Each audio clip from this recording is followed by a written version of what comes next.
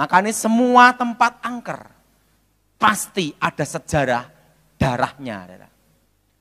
Penumpasan G30 SPKI atau kasus perang zaman dahulu atau perang kerajaan. Karena ada darah yang menuntut. Nah, pertama, tempat kejadian pembunuhan. Kalau yang dibunuh perempuan, di situ sering muncul roh perempuan. Kalau yang dibunuh laki-laki, akan sering muncul roh laki-laki. Yang jadi pertanyaannya, apakah itu arwah orang mati? Bukan. Hubungan antara orang mati dan orang hidup terputus.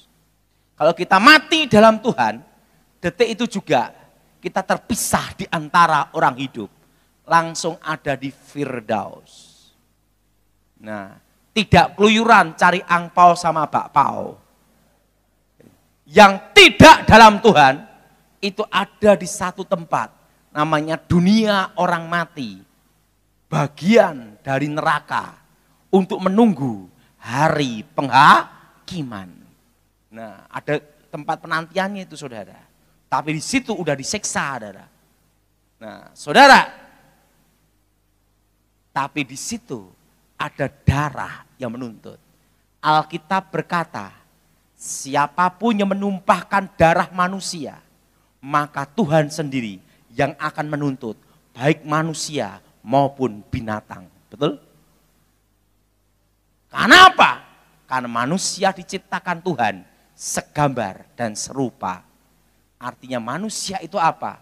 Makhluk ciptaan Tuhan yang mulia adalah. Saudara, darah itu menuntut.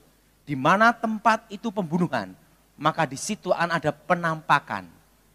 Itu kalau di tempat untuk usaha, kerja, orang tinggal di situ, kerja apapun bangkrut. Makanya ada rumah-rumah tertentu.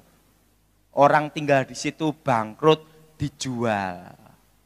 Saat disewakan orang lagi, bangkrut. Dijual lagi, bangkrut. Cirinya ada.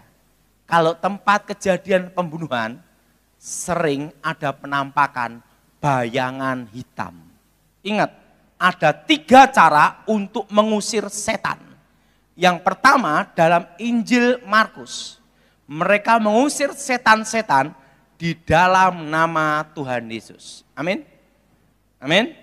Yang kedua, minyak urapan. Bila ada saudaramu yang sakit, hendaklah penatua mengelesi minyak dalam nama Tuhan Yesus. Apa saudara? Bahwa minyak urapan itu ada gunanya saudara. Nah, percaya atau tidak itu ada gunanya.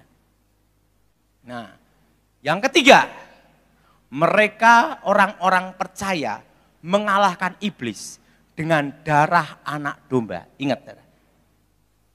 Ada 3 dikatakan mengalahkan iblis, artinya tingkat setan yang paling tinggi itu dikalahkan oleh darah anak domba, yaitu darah Yesus. Amin. Apa saudara? Nah, darah harus dihadapi dengan darah pula. Ingat, untuk mengalahkan kutukan darah harus dihadapi dengan darah manusia suci, tanpa noda, tanpa dosa, tanpa celah. Dan di dunia ini hanya ada satu manusia, Yesus Kristus. Dan posisi mati dibunuh. Ingat, Tuhan Yesus mati dibunuh. Maka darahnya bisa berbicara. Bicara apa? Pendamaian, penghapusan dosa, penyembuhan, dan yang mengalahkan iblis. Amin. Ingat, makanya darah Yesus bisa berbicara. Karena Tuhan Yesus mati dibunuh. Nah, tempat kejadian kutukan-kutukan ini, cara untuk mengusirnya itu disebut namanya membuat lokasi itu menjadi netral. Apa saudara? Jadi netral. Nah, caranya gimana? Kalau itu rumah angker, tempat bunuh diri atau dibunuh, saudara ikuti saya semua. Darah Tuhan Yesus, saya semua, darah Tuhan Yesus, sucikan tempat ini. Tempat terkutuk ini diubah jadi berkat. Di dalam nama Yesus, segala roh-roh setan roh-roh kutuk, roh-roh jahat keluar demi nama Yesus.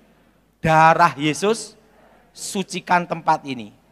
Tempat terkutuk ini diubah jadi berkat. Pak, apakah perlu panggil pendeta? Tidak usah.